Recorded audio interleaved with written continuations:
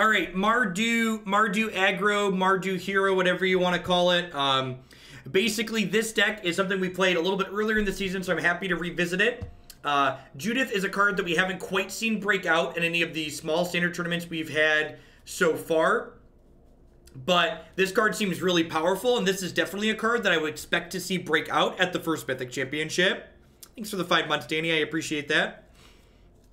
Judith, in general, one thing that I would like to point out in this deck, too, is I've heard a lot of people say in the past that Judith explicitly is anti-synergy with heroic reinforcements, which just isn't true. While Judith's last line of text does not trigger on tokens, the fact that she gives tokens +1 attack is a big deal, so she's still useful with cards like Hero and heroic reinforcement. So with that being said, let's go ahead and jump on into some matches here and see how this marking goes. Oh, gosh. Where am I clicking?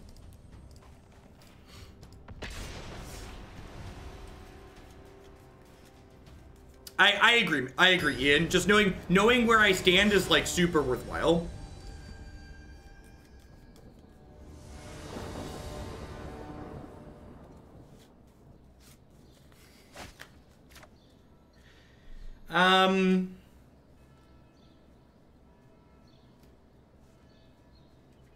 This hand has a good curve in it.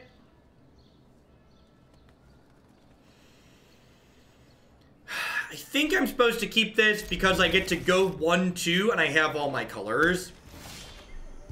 I'm sure we're never going to draw another spell and it's going to feel bad, but I think the fact that I have 1-2 and I have all my colors means I'm supposed to keep her.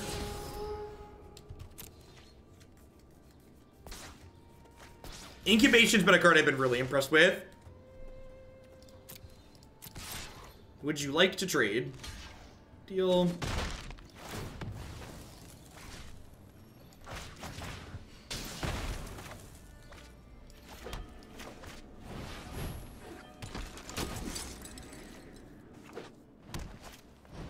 The Shuffler is against you, I wouldn't keep. Yikes, how do we ever beat a 4-4? Ah, by drawing cards, my children.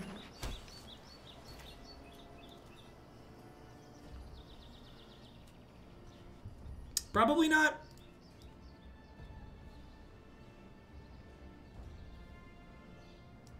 That seems fine. Good suggestion. Decks. I love the new set. Petition to rename the Guildgate deck Bill Gates. Ooh. Ooh, that's a big hit. That is a big hit.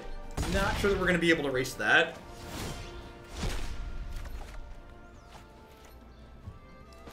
So I get to do this, into this, into this. Why did Alex Bertoncini cross the road to explore? Oh, man, Tithe. This is probably haste and then smash. And they're going to attack with everything and mentor onto the other one. I think I just double block here. I really need to draw a removal spell for this Aurelia, right?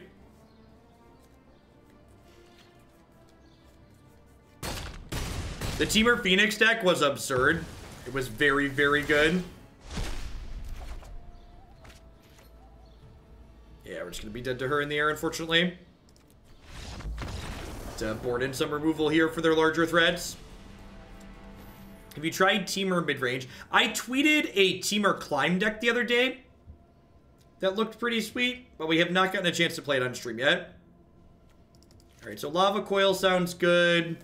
Honestly, I wonder if a third Theater is worth it in this matchup, just so I can, like, generate some card advantage once we get into the mid-game. Hey, CCNCC, thank you for the brand new tier 1 sub. I appreciate that. Thanks for keeping me employed here. I think Tajic's probably not worthwhile. Their creatures have a little bit bigger bodies, so, like, having these hasty threats doesn't seem stellar. Same thing with Boros Challenger. I'm going to bring in removal and just an extra theater here. I think the Theater of Horrors is good because I think with my opponent's deck having a lot of slightly bigger creatures in it, a lot of the games we win are going to involve going a little bit long, and Theater helps us as we go a little bit long. Priority for searches. The answer to that, Vader, is that like there aren't hard and fast rules for it. There's going to be situations where you want to do one first and then the other. Like, the reason why those cards are good is because they're flexible. CMC stands for Converted Mana Cost, which refers to the sum total of the mana symbols on a card. So, like, Fireblade Artist has Converted Mana Cost 2, and these would both have Converted Mana Cost 3.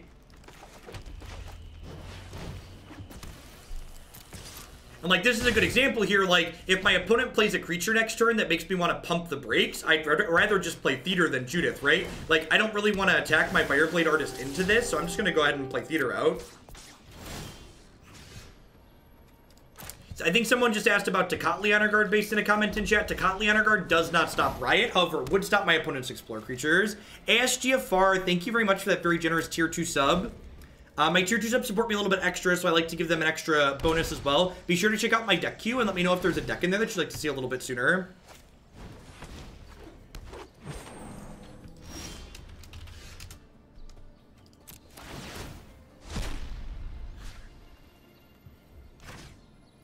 So, if I sacrifice my Fireblade Artist here, I can cast the hero out from under this theater, which I think is actually a worthwhile exchange.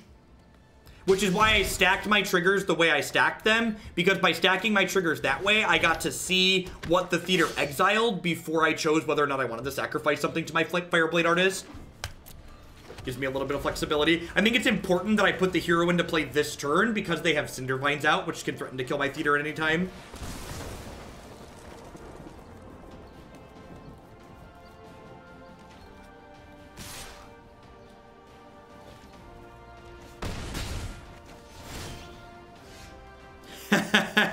Thanks, CCN. Alright, so...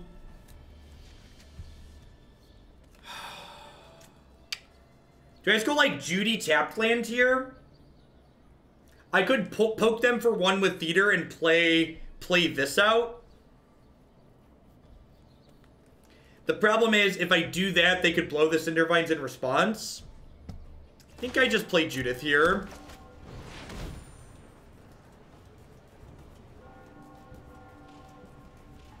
Definitely Jund Elves. Thank you, ASG. I appreciate that. We'll get that added after the stream today. I'm planning to run long for the next today, tomorrow, and Friday. Work through the pile of standard decks that people have sent in because they're awesome.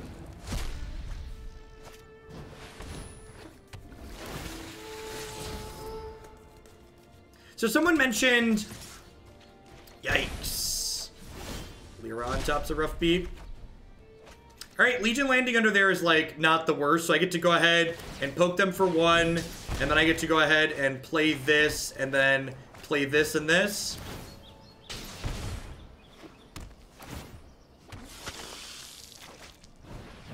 I've been pretty happy with Theater over Experimental Frenzy. While the ceiling on Experimental Frenzy is definitely very high, Experimental Frenzy is kind of inconsistent. Wow, that's a super aggressive attack. So I'm actually going to double block Merfolk Branchwalker here. So that way, not only can I take it off the table, but the Footlight Fiend trigger can kill the Land War Elves now. So I'm going to end up at 7 from this exchange, because I'll gain 1, take 6. And this is going to go ahead and kill their mana creature. Hopefully we can win this game on the back of them being a little bit flooded here. They're killing my Theater, so I really want to draw like a Lava Coil this turn so I can take their Spellbreaker off the table.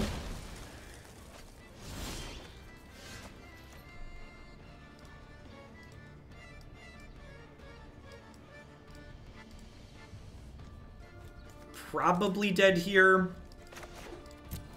So we're dead to any removal spell. This gets to trade with this, but this is going to put us to 2. Make sure we play all of our lands out so that way we can activate Theater and play a spell off of it. We are also dead to the 2/2 with Haze. Hey, his Rackness with the brand new Prime support.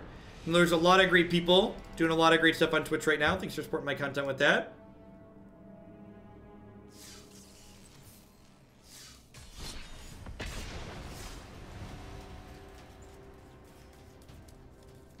Good morning, everyone, by the way. Thank you, T2, TKS. Thanks for the 4 months. Welcome back. Hope everyone's having a great start, great middle of your week. Hanging out, playing some Standard here on Arena all day. Planning to do, there's an and more on there, because I think we're going to do 6 or 7 decks today. This hand is great. Hero into Judy's a heck of a curve.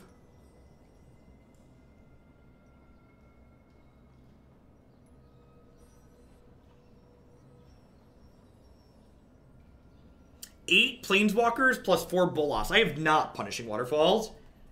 I'm super excited for the Mythic Championship this time around. Just like seeing what some of the best minds in Magic come up with for Standard Constructed is such a treat, especially considering they generally give us a lot of data. The Temur Phoenix deck this morning was busted. I think Overturf broke it. It felt very, very powerful.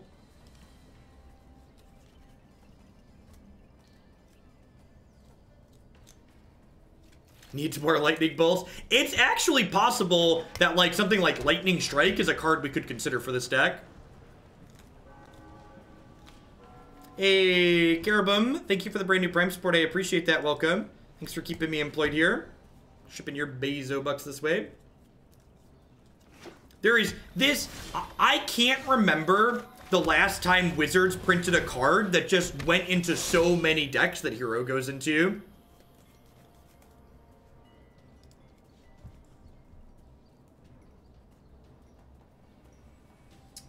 That's really interesting. Thought Eraser's real good.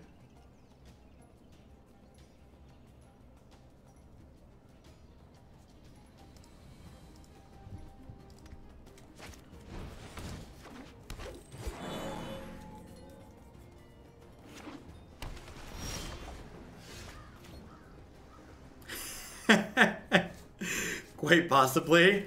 Alright, so now that I drew heroic reinforcements, like, what am I supposed to do here? Do I play Hero of Precinct One? The Temur deck list will be up on my website along with the video later tonight after I'm done streaming. For now, you can find that on any of the SCG page. It was just the SCG, it was deck list from SCG.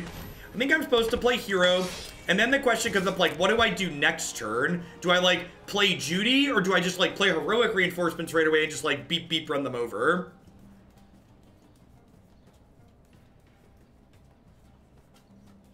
Yeah, the 2/3s for 2 that are red-white have felt a little bit mediocre. It's possible that I could get some reach in that slot, potentially.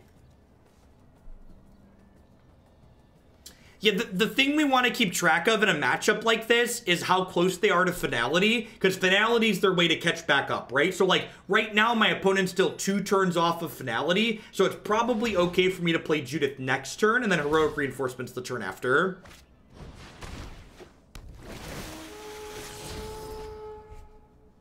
So I think because they're still at least 2 turns off of Finality, I want to wait. I don't think her Hero is playable in Modern.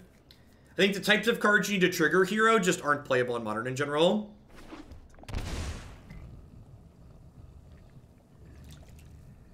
You have a removal spell here.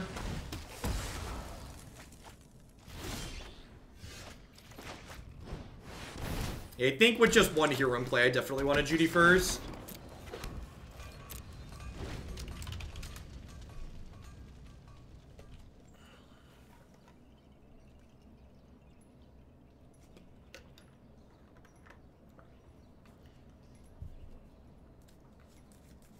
Yeah, Theater's one of the cards that's really impressed me in this format.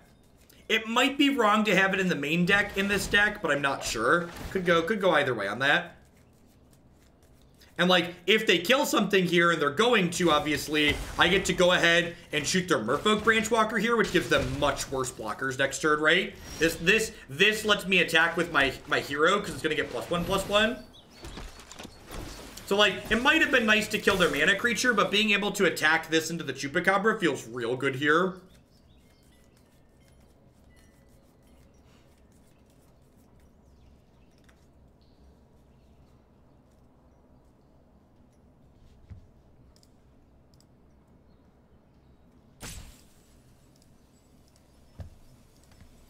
So this attack is for 11. And I'm like, they have to beat Hero, they have to beat the tokens, they then have to beat the Theater. And like, Theater's such a great follow-up in a game like this where my opponent's like starting to stabilize.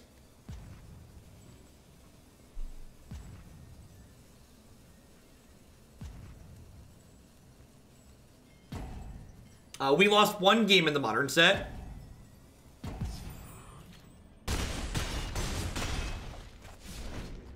So all the decks I play, Sargon, basically come out of the deck queue here. So if you want to check out that on my website, you can always know what decks to expect. So like the and more, I ran out of character titles in my stream title today, so I'll add more decks in there as we go later. But it's gonna be a lot of stuff here. So they're down to 5, and like when they're in a position like this where they're down to 5, like the fact that Theater just like threatens to ping them every turn is like not negligible. So the nice thing about Grixis Niv is that it's able to actually pressure the opponent to Ice, which I think makes up for the fact that like doesn't have a good sweeper a little bit. Matt Man, thanks for the prime.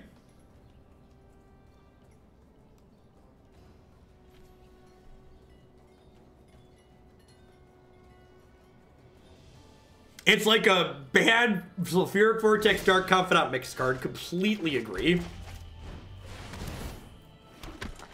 Alright, I think it's worth trading my hero for... I think it's worth trading hero and a token for 3 points of damage here. Worded, Trey. I figured some of my regulars would appreciate that. Map with the brand new Prime support. Thank you very much and welcome. I appreciate you shipping your Bezo bucks this way this month. Thanks for keeping me employed. I think this trade is good for me. Especially with the Theater here. Like, I've got 6 lands in play already with a 7th in my hand, so like the Theater's gonna very quickly be into like double ping range. If they go land Vivian Reed, I could be in a little... No, land Vivian Reed's not even good enough, right? Because they just die.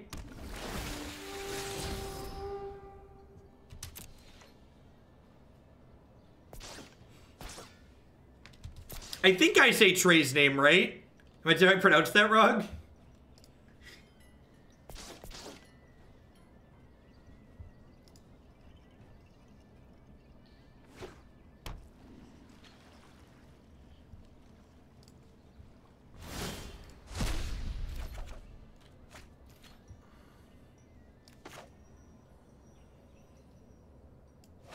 Wow, that's a good draw. Ship it. Between Adanto and Theater of Horrors, this is an aggro deck that has a lot of staying power into the mid game, which is sweet. Really, this is like mid-range aggro decks are one of my favorite archetypes because they just like they can run people over sometimes, but they also have staying power as the game goes along. So like they have to block with everything, trade here, go to 2, and then Theater means they're at a virtual 1.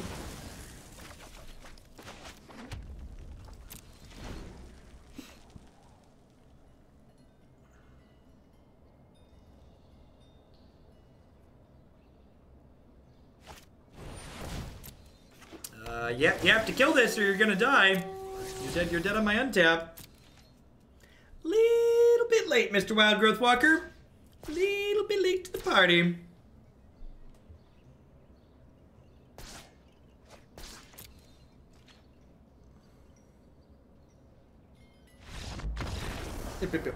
Yep. Excellent.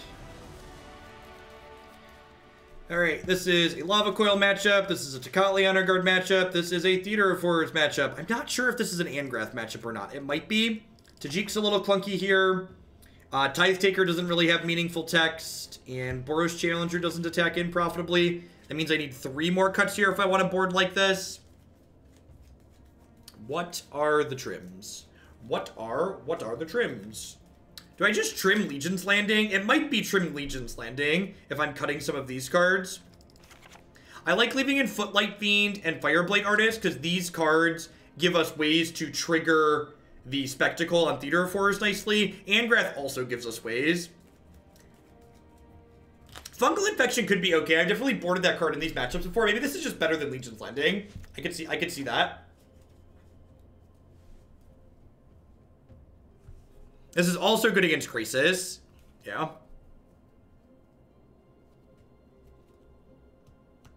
Yeah, I could see trimming reinforcements. This card definitely gets a little bit worse in the face of Theater of Horrors. We're basically turning into an opposing mid-range deck, right?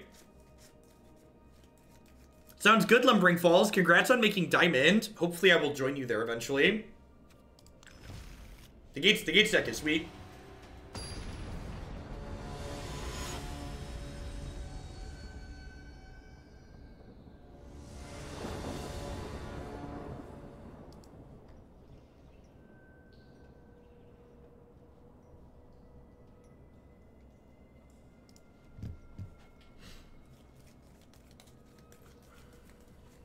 You're not making Diamond as a deck. Do you have anything to say about it? You're right.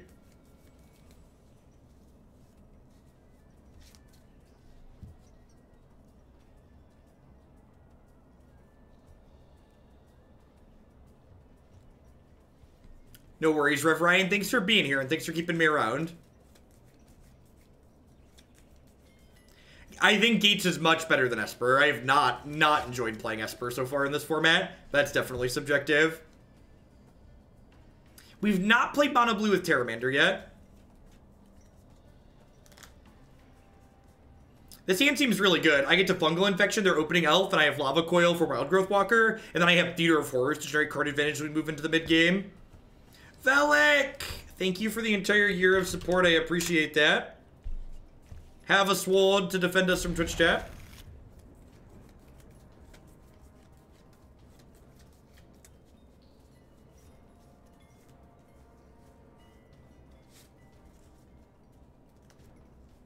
The Modern League this morning was awesome. It's definitely going to be one of my decks of the day. I think I prefer Fungal Infection. But yeah, maybe Carnival Carnage. Carnival Carnage is good at turning on Theater of Horrors. So maybe that's a little bit better.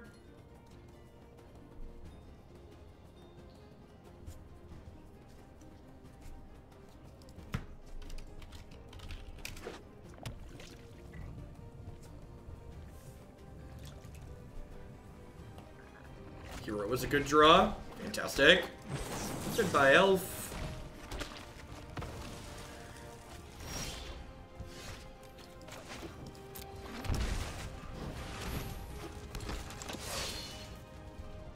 Rawr. This is ranked best of 3. Pretty much, we pretty much only play best of 3 on this channel, and a lot of the decks we play in ranked. Some of the more, let's call them experimental decks, we play in the unranked queue, but pretty much always best of 3 here. If you're someone who enjoys standard best of 3, this is definitely a channel for you.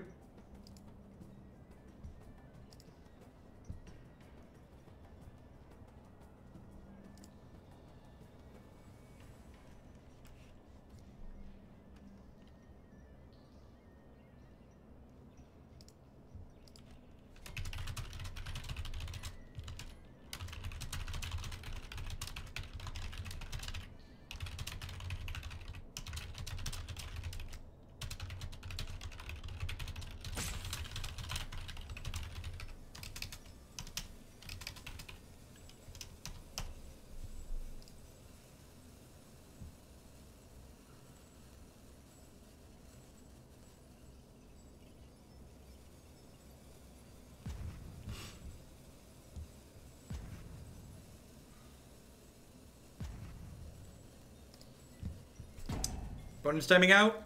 Maybe they missed their 3rd land and they're salting off. There's Judy attack.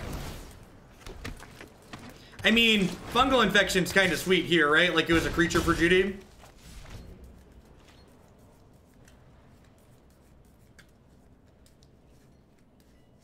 Nah, I just really have no desire to try and beat top 8. The amount of grinding it's going to require, if it's at all similar to other ladders on other games, the amount of grinding it's going to require is going to be absurd, and that type of grinding just isn't fun Magic to me.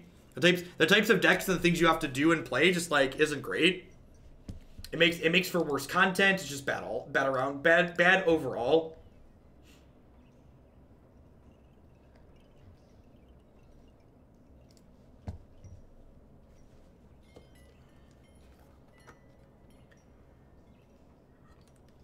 It's bad EV.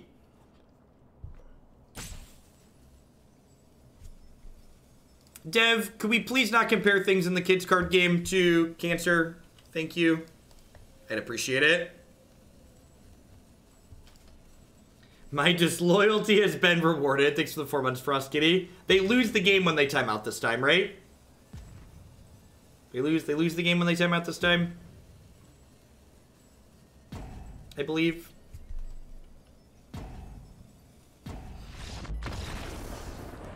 Alright, well, we're on the scoreboard against Sultai. How are we doing, folks? Welcome, welcome, welcome. Good morning, good afternoon, good night to everybody, wherever you're at in the world. Thanks for dropping in here today. My name is Jeff Hogan. I'm a full-time streamer, memer, magic content producer, whatever you want to call it. I'm here playing Magic 30, 40, 50 hours a week. As always, a big shout out to all my wonderful subs. I wouldn't be here day in and day out without their wonderful support. They are quite literally the folks that keep me employed. Past my subscribers, like to give a shout out to some of my wonderful sponsors. Harry's Razors would love to help you get that close, clean shave using code Jeff Hoagland at bit.ly/Shugel You can save $5 on your brand new starter kit with them. Remember, chat, just because you like playing the degenerate decks doesn't mean you need to look like it. All right, I promised Hurley we would be silly for her shill this morning. Hurly Burly does professional Magic the Gathering altars.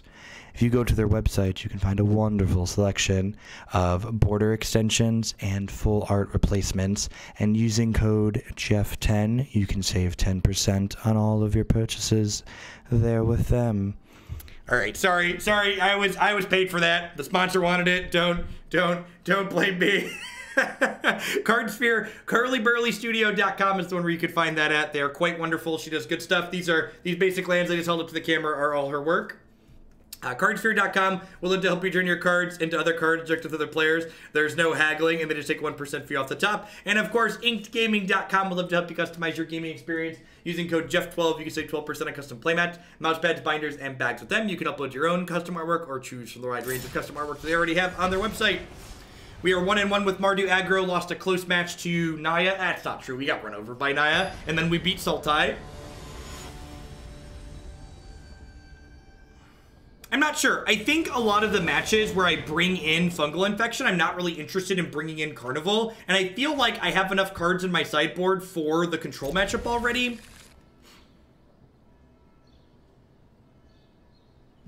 As someone who has lost a father to cancer, I hate when people refer to a game or things they don't like as cancer. I don't know if you think you're cool by saying it, but you're not, so thank you for timing people out. Thanks for the bit, Squirks. Yeah, just, you know, pretty big proponent of just, like, you know, try and consider other people and, like, extend a little empathy. Think about, like, how this makes other people in certain situations feel.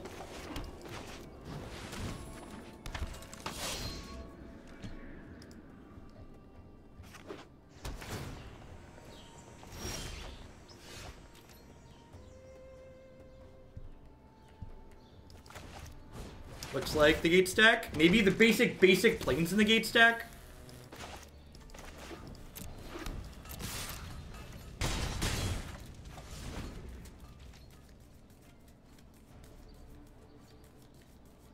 So, pretty solid aggressive curve from us here. Hero on 2, Fireblade Artist on 3, and then Heroic Reinforcements on 4. And then even with them killing this here, like, next turn I'm still hitting for, like, infinite, right? Beep, beep. Dunk, dunk, dunk, dunk.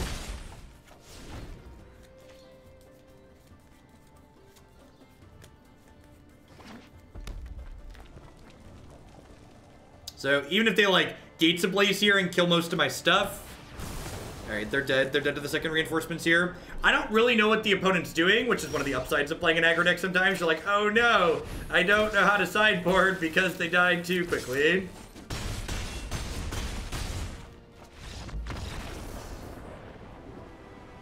So Lerosa, pretty much everything that I play, including the modern decks, comes out of the deck queue. So I know the standard deck's kind of dominating at the top of the list there, but there are modern decks further down that are what we work off of pretty much.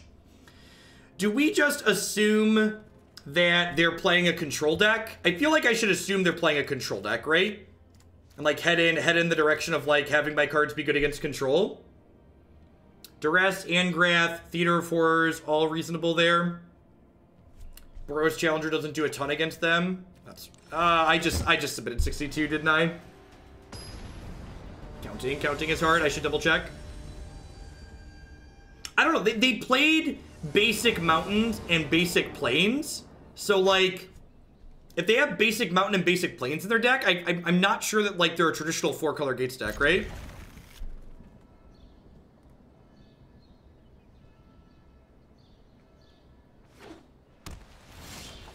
Look at that. Never punish. Lucky Hogland, submit 62 has the perfect curve.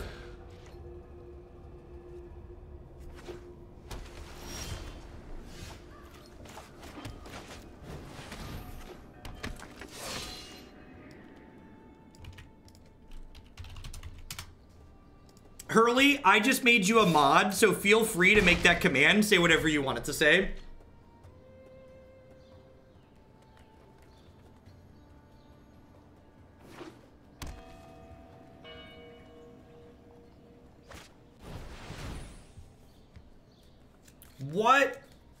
What are the odds they have a sweeper next turn?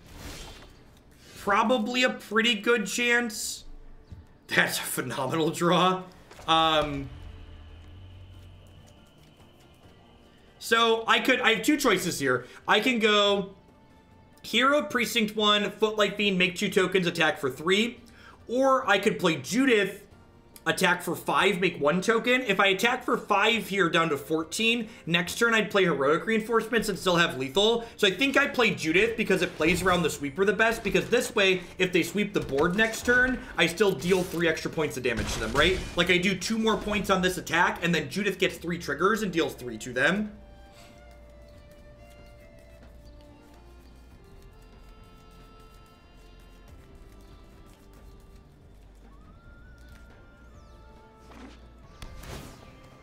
All right, Gateway Plaza should mean they don't have a sweeper here, which likely means they're dead next turn. Yeah, it's a fourth point with Footlight Fiend dying too.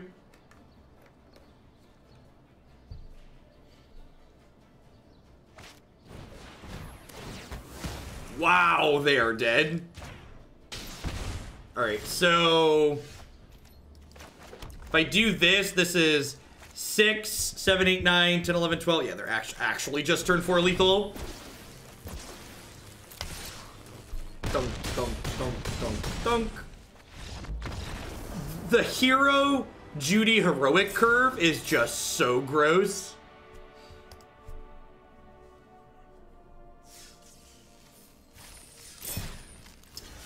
Let's take a peek at this. This card seems a little bit mediocre. I'm not sure how I feel about this card. How do you feel about just like a couple of lightning strikes?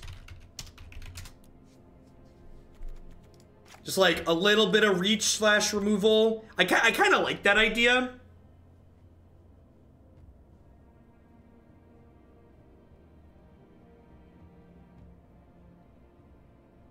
The 2/2 Vigilant Flyer. I don't know that I want more 3-drops in my deck.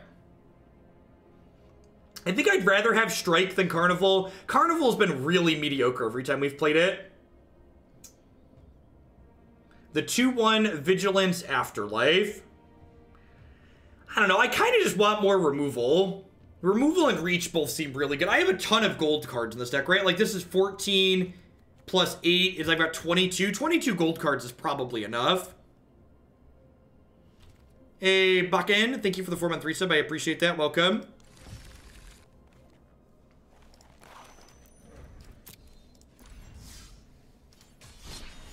No, I want reach. I want, like, we're an aggro deck that, like, can get them low. The fact that Lava Coil, Lightning Strike can be removal, but also acts as reach to kill my opponent when they get low, I think is a big deal. I've got Lava Coils in the board because the creature matchups, they're very good, obviously, but I think a little bit of reach is pretty good.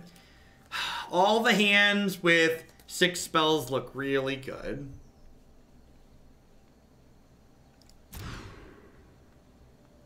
This hand needs a 2-drop, but definitely a keep. Has all of our colors.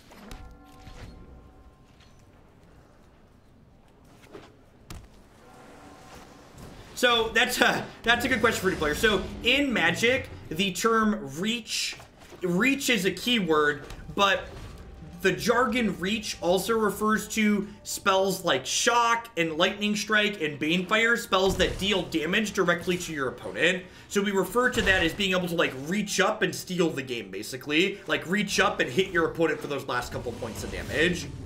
That's how the term Reach is being used there.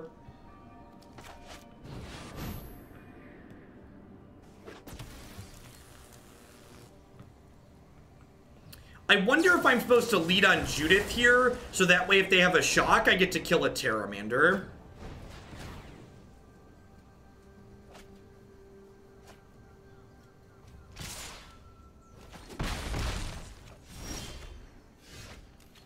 Yeah, black, red cards are definitely hard to cast. I get that we have that this game, but we're not always going to have that. And I think Mortify in general is better in this format than Bedevil is. I think being able to kill enchantments is better than being able to kill planeswalkers and artifacts. In addition to being easier to cast. Woof.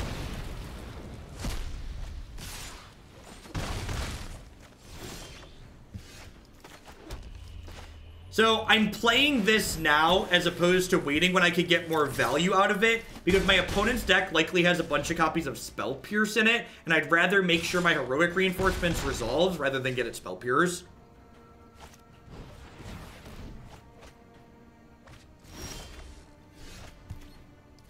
So Tithe Taker here ensures that my opponent can't cast a 1-mana piece of interaction, so we'll go Tithe Taker into Mortify, attack for 2.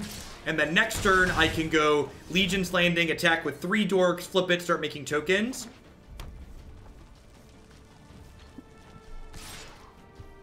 So, they did not make a 5/5, so they have a Drake here. It's another Charter Course, interesting. I wonder if they have a Lava Coil to follow up and kill Tithe Taker. That'd be a little annoying. Maybe they're just going to make Terramander a 5/5 now. Okay.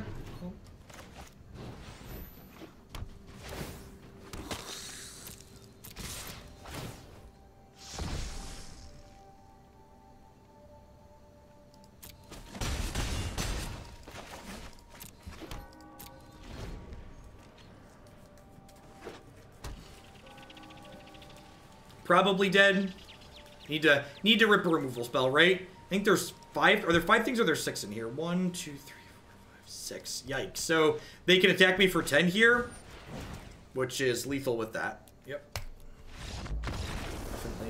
Definitely need to see more removal that game. Alright, so this is a Lava Coil matchup. I think this is an Angrap matchup. I think this is not a Theater of Horrors matchup. We basically just need to be racing here. I got you, Recon. Need to cut 3 cards here. I don't think Fungal Infection's good enough. Like, I get that we just died to 2 Terramanders there, but I feel like that's going to be the exception, not the rule. I feel like I can't board in more than I have right now because I don't want to dilute my game plan too much. Like, remember, I still need to actually kill my opponent. I don't think I'm supposed to board into a full-blown... control deck. They often don't have Storm Tamers. It looks like my opponent's playing blue-red Drakes, which the threat base of is generally 4 Terramander, and then 4 Enigma Drake, and then some number of Crackling Drake. They're not mono blue. They're playing blue-red Drakes. If they're playing mono blue, I agree. I would board this card in. Tajic is okay against Fiery Cannonade, but they also have like a lot of cheap removal, which makes him less good. Like he often just dies to a shock and loses tempo. Let's try this.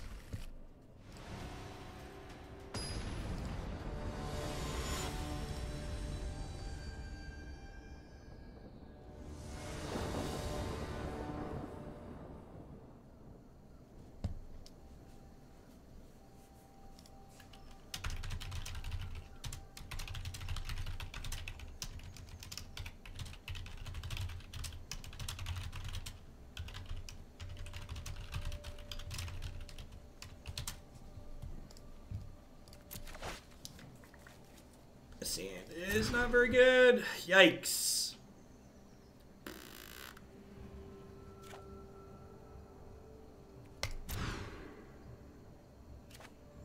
I mean, this hand's good. Just needs a black source.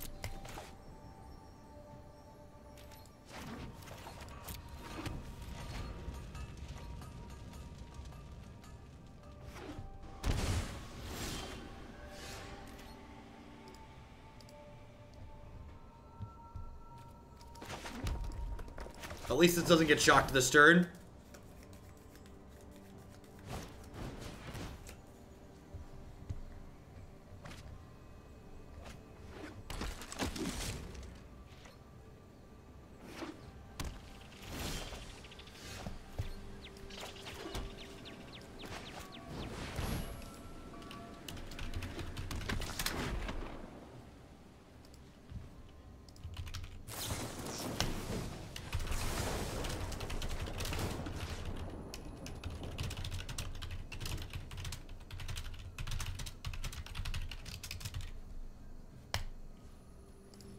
I should probably just close my Twitter for the day. I'm gonna make bad content if we respond to people on there. Well, depends on how many threats they have. If we get lava coiled here, we're basically out of gas. And because I boarded out my Theater of Horrors, I don't really have a good catch-up mechanic here. I think it's right to board out Theaters, though, in this matchup. This matchup's mostly about trading 1 for 1. Yeah, the opponent's manually tapping.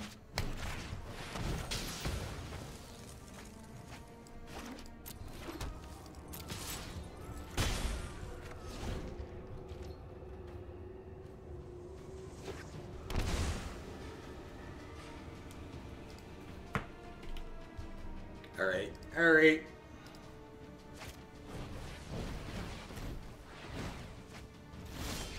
Yep. It's weird. It's weird how...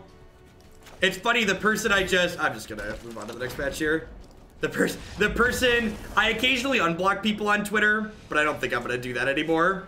The people, there's people, it says something a lot if I block someone so many times that, like, and then unblock them and give them another chance that, like, I remember their avatar.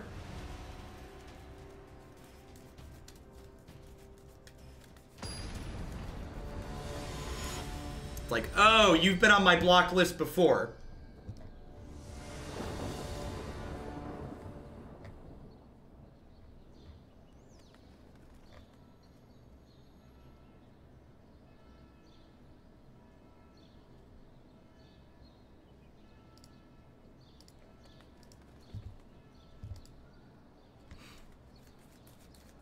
Magic crap. I mean, some of it's mixed, to be fair. There's a bunch of people who have a bunch of pro-Trump stuff on their timeline who, like, are letting me know that the reason WotC didn't invite me is because I present liberal views on stream because they're offended by those.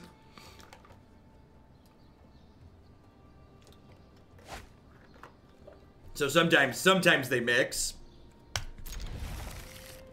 Well, they feel validated, right? They feel validated that, like, someone who has different views than them and talks about treating people with respect when they don't want to do that has, like, gotten this thing, like, doesn't get the bonus, right? Because now they're right because they ignored me, right? I've had a lot of hateful messages from people since this whole thing happened that was just like, ha ha, you deserved this, you did this to yourself. This is all your fault. Got your comeuppance.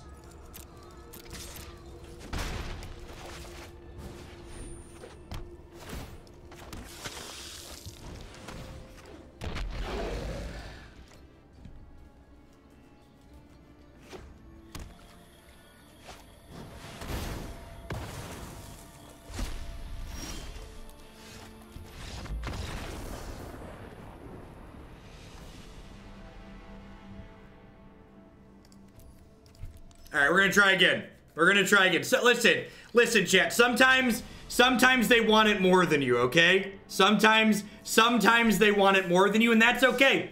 That's okay. The person who's main decking Cry of Canarium, you're never gonna beat with your Judith deck. You're never ever gonna beat the main deck Cry with your Judith deck. I conceded there, so here's the thing you need to understand about Magic, especially when you're playing against, like, some mid-range and control decks. When you've lost the game with your aggro deck is not the same moment in time as when your opponent reduces your health totals to 0. A lot of your frustration in Magic will be alleviated if you learn to recognize when the game is effectively over and you stop playing at that point, rather than sitting there playing hopelessly while you have no board and they have a bunch of cards in hand. Decks like this exist and are strong by, what's the best way to put it? By getting under their opponents, and in certain spots, you're just hopelessly behind and you're not coming back 99 times out of 100. No, this is a different opponent. I conceded the match for that last one. I was done. They wanted it more than me.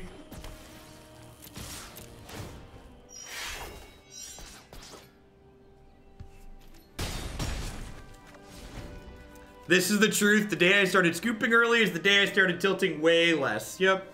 And it's not, in a lot of situations, it's not even really early. It's just like, oh, this game is effectively over. Why am I still spending my time here playing it?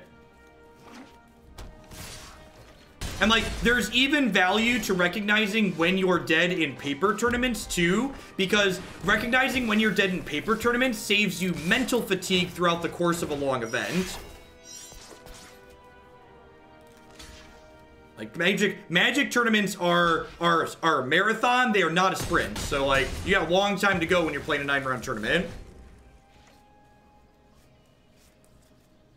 There are games where your aggro deck can beat the sweeper, and there are games where it can't. And knowing the difference is really valuable. Chaotic Joystick with the brand new Prime support. Thank you very much for shipping your Bezo bucks this way this month. I appreciate it.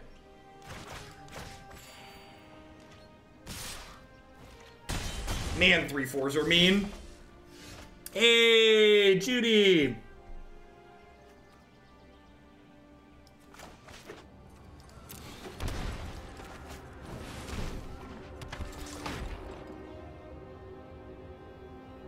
I think I just attack with Tajic here, because they'd have to trade Bellhaunt for him.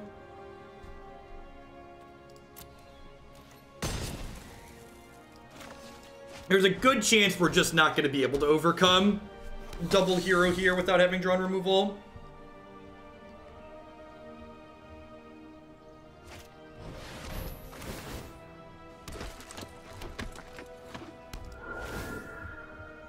Well,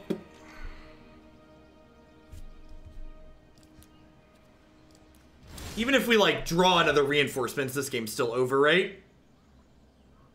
Thanks, Ace Shelock. I appreciate it. Even with another reinforcements, like, we're still kind of hammered here. Maybe I could have pushed through, but yeah. I didn't attack with the 3-2 because Judith's death trigger doesn't work on tokens. So if they blocked the 3-2 with the Bellhaunt, they would keep their Bellhaunt, which wouldn't be good for me. Bellhaunt is very good, I agree. This is definitely a Lava Coil matchup. I think this is a Tecatli Honor Guard matchup. I think Tecatli Honor Guard's better than Tithe Taker here. This is definitely a theater matchup. I think this is a Legion's Landing out matchup because the board tends to gum up a little bit. I also like would prefer to cut monocolored cards for monocolored cards. Oh, it had Mentor for the 3-2 token. You are super correct. I wasn't thinking, and that's why it's important to be specific, right? Why not attack with the token? Because there's a Mentor. I missed that part. So yes, you are right. With Mentor, I should Mentor onto the 3-2 token.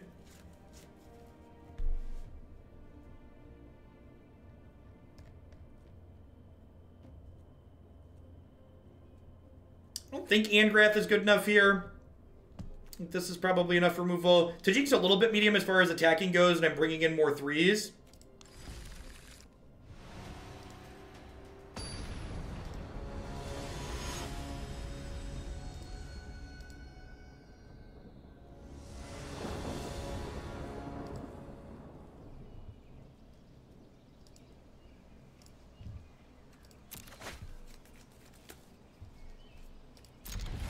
I think my favorite part about asking people to be constructive and specific about when they say I do things they don't like is they post an example of me doing something. They said, well, you said this. And I'm like, well, if you actually look at the clip you just posted or the comments you cited, that's not actually what I said. So like, you're upset with me for something I didn't actually say, which is fantastic asking about specifics. It's just like, well, you're,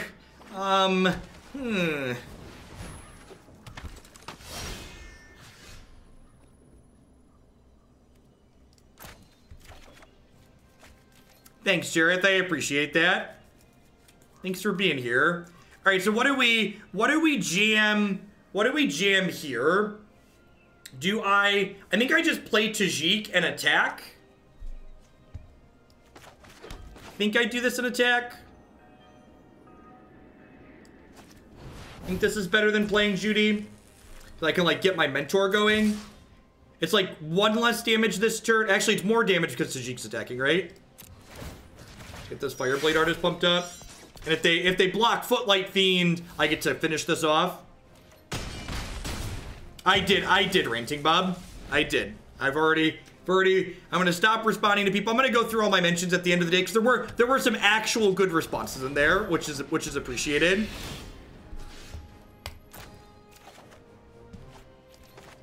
Huh. Alright, the fact that I drew a 2-drop here means I'm gonna go Fireblade into Smash, then we'll Judy next turn. I don't know that Golden Demise is worth playing. I'm not sure, because this also stops their Bellhaunt from getting them life this turn. Like, I get that we're currently playing against a hero deck, but it seems kind of narrow. I think I'd much rather have just more removal spells to kill hero consistently.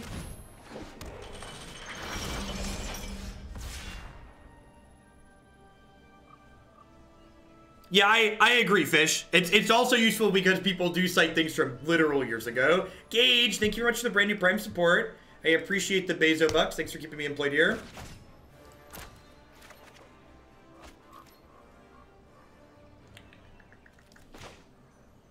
Alright, so Judy gets to come into play here. I think I just attack with everything, right? Because they can eat this for free, but if they eat this instead of blocking here, I get 6 points of damage in, and then they die on my untap. So I think they're pretty likely to trade here. Oh, I guess this block means they can Bellhaunt me next turn, but I think I'm okay with that. Oh, Honor Guard trades with the Judy trigger. So do I want to trade with the Judy trigger? I think I want to dome them. I think putting them here is better for me. And I'm going to play this land out in case they have Bellhaunt. I actually really like the Gatesmere. There's a lot of back and forth to it.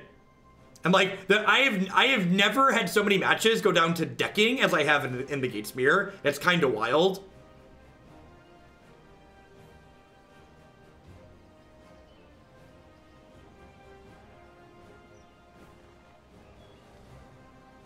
Well, Vanier, another good saying is like, it's not the intention, it's the impact. Like, if you don't intend to hurt someone, but what you did actually hurt someone, that is important to recognize.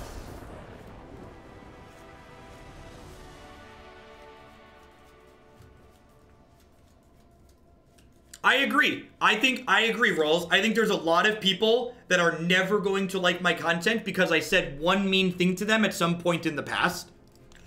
And it doesn't matter that I've changed. And those people are going to continue to crap on me and tear down every successful thing I try and do until I stop doing things in the public eye. It just comes with the territory.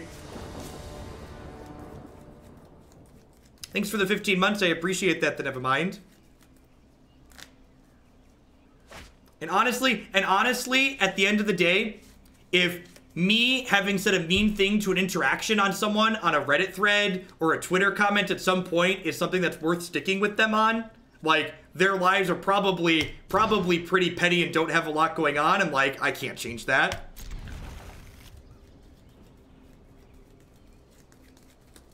Yeah, that's fine. Getting to curve to Kotley into hero into heroic sounds pretty good. Although if they play a hero of their own on 2, I'm probably gonna Lava Coil. Yeah, I'm gonna Lava Coil. Yeah, I agree. And part of, even if I'd never been mean to anybody, like, the biggest eye-opening moment for me personally was I was reading a thread about something, a piece of content that Day9 had made. And if you're not familiar with Day9's content, he does great not only Magic content, but also content for other games. And he's basically the Mr. Rogers of gaming and Twitch. Like, he's super upbeat and positive about everything. And when I saw someone in an internet thread take a crap on Day9, I was like, that's it. You actually, it doesn't matter how good you are. It doesn't matter how good you are. And there's gonna be someone out there that's gonna get you, that's gonna not like you. That's like, you know, that was really, it was therapeutic for me in a way to see that. I think I just do this. They're missing a land drop. If they Bellhaunt me next turn, I feel a little bit bad. Yeah, he's awesome. He's just like, he's super genuine and just, you can tell that he's just honestly having a good time and excited to be doing what he's doing. He is a top tier content producer. If I can someday be half that good, it will be an accomplishment. Credit to the cats, yep.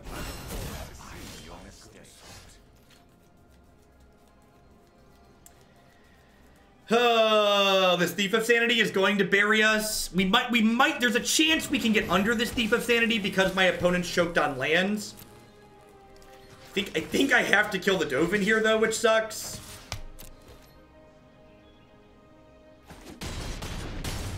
These results are an anomaly, not to be repeated.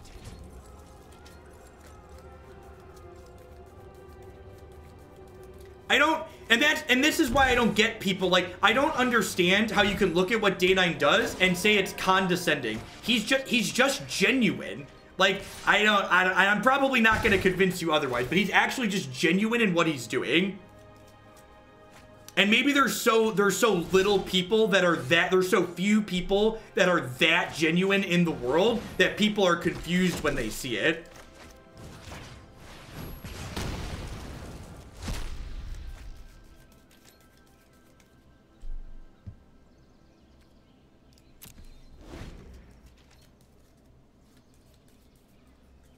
Day9 is proof that humanity isn't horrible and I should continue having hope. Yes, he really, really is. Who is Day9? If you haven't watched him before, Day9 TV, I believe is his channel. He actually has been streaming a lot of Arena recently.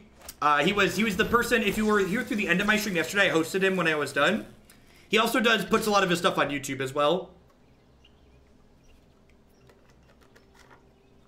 So I really want to draw a Theater of Horrors here so we can start grinding a little bit. Like, we got card advantage here in the early game by their Thief of Sanity, and we're looking for a way to catch back up.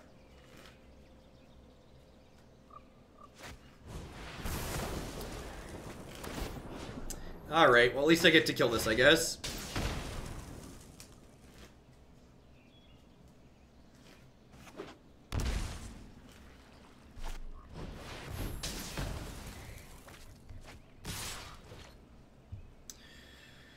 Oh, I think I just trade here.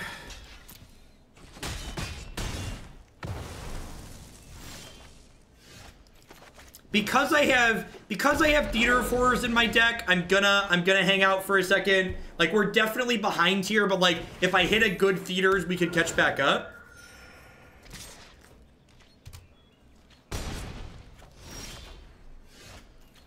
Yeah, the Darby's Esper midrange deck is definitely fantastic.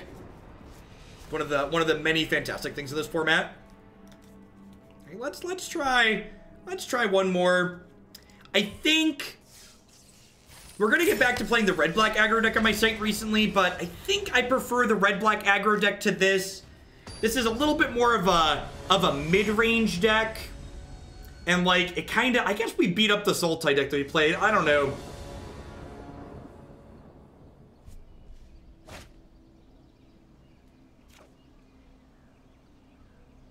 I think I'm gonna mulligan here.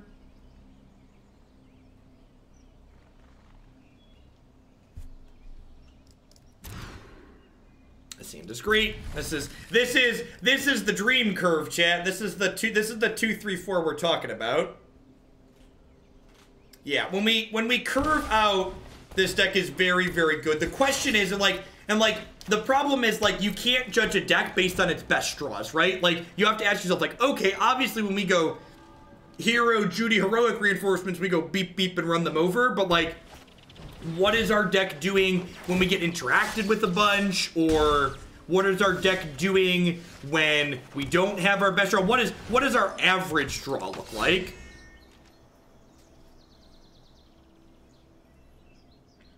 And this is kind of how I felt with like Groll and Temur decks that are like playing Pelt Collector, actually. Like against some decks they line up okay, but against the other mid-range decks they come up a little bit short. This deck feels like it's kind of caught a little bit in between aggro and mid-range, and it's not quite good at either.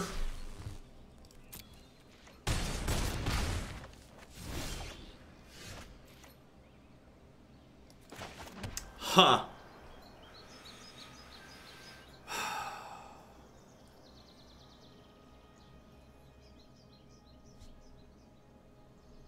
So do I go hero landing here? If I play Judy, I get a 2/1 token and I attack for 3. I think I want a double spell here.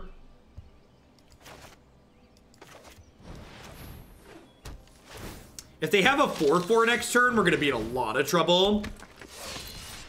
It's possible that heroic reinforcements into Judith can, like, let us go wide enough to chump block our way out of this game, potentially. But if they have, like, a Nullhide Ferox here, we are going to get dumpstered. Or, like, another Groll Spellbreaker. If this doesn't get bigger this turn, we could be okay, because I can chump block it. But if this gets bigger... Woof! Yikes.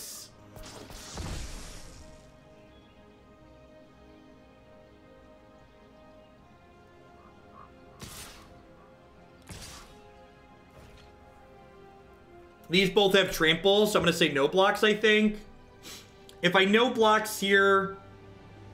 If I no blocks here, I'm dead next turn regardless, right? I think I'm dead next turn regardless. I could draw Mortify and maybe stay alive. They are not dead to this reinforcement, right? They block 3, and then they take 3, 4, 5, 6, 7, 8, 9, 10, 11, 12, 13. Yeah, I needed to be on the play. Needed to be on the play. So.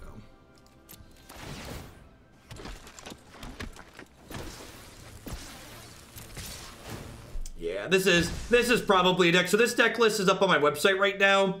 And occasionally this happens with the standard decks. I have to kind of estimate, but I think this is what I'm probably going to pull off after this set. And even if I leave blockers back here, the Winged Temple of Arzaka here gives their creature flying and lets them kill me in the air. So, like, leaving things back isn't an option there. It doesn't save me.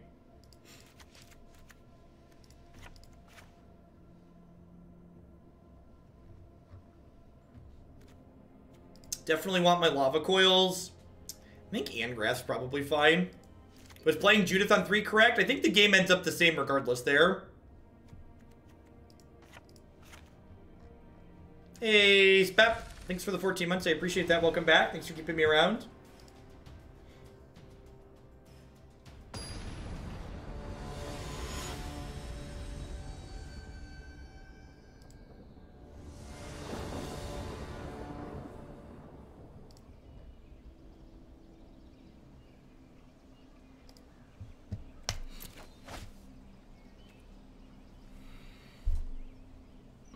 Temple of Tilt, Temple of Tilt, do do do do do do do do do.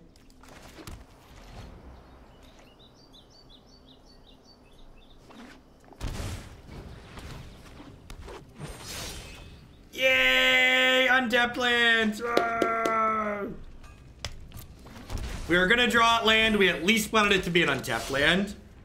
Temple of Tilt is in reference to, so there is an older set of lands called the Temple Cycle, which all are Temple of X that are dual lands that all always come into play tapped, but they let you scry one when they come into play. So Temple of Tilt is paying homage to those.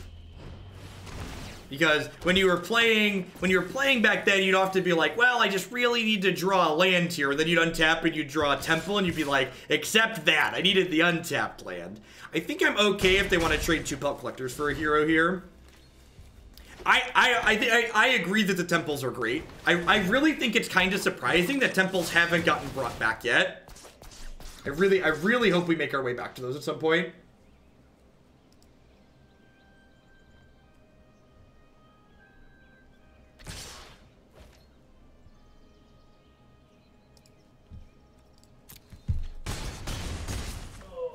Yeah, the Psycho lands are also pretty good too. I agree with that.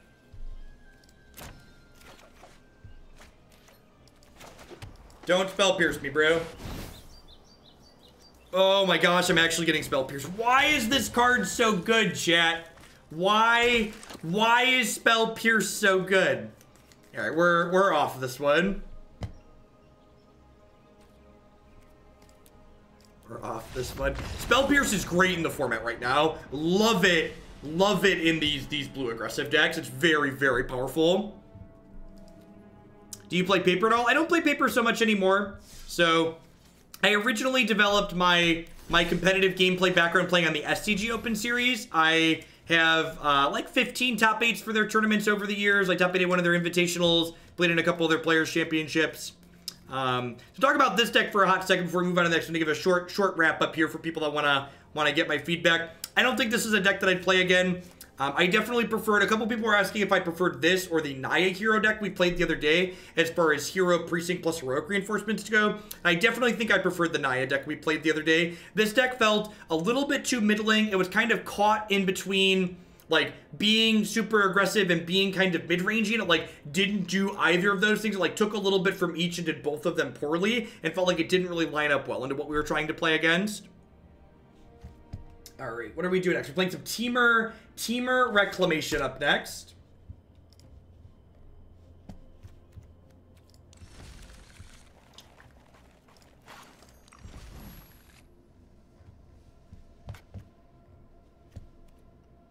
Little Temur control.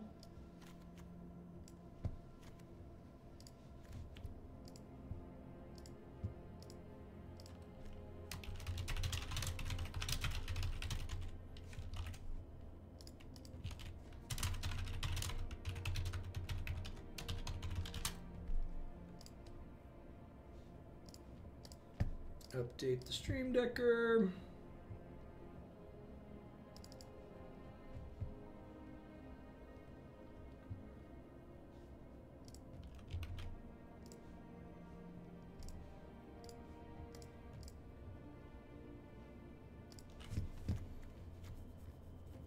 Do you have any tips for playing against mono blue, or can we assume when they get creature plus curious obsession, it's a good game? Those are their best draws, right? Like when they get creature plus obsession, they're often just gonna run you over.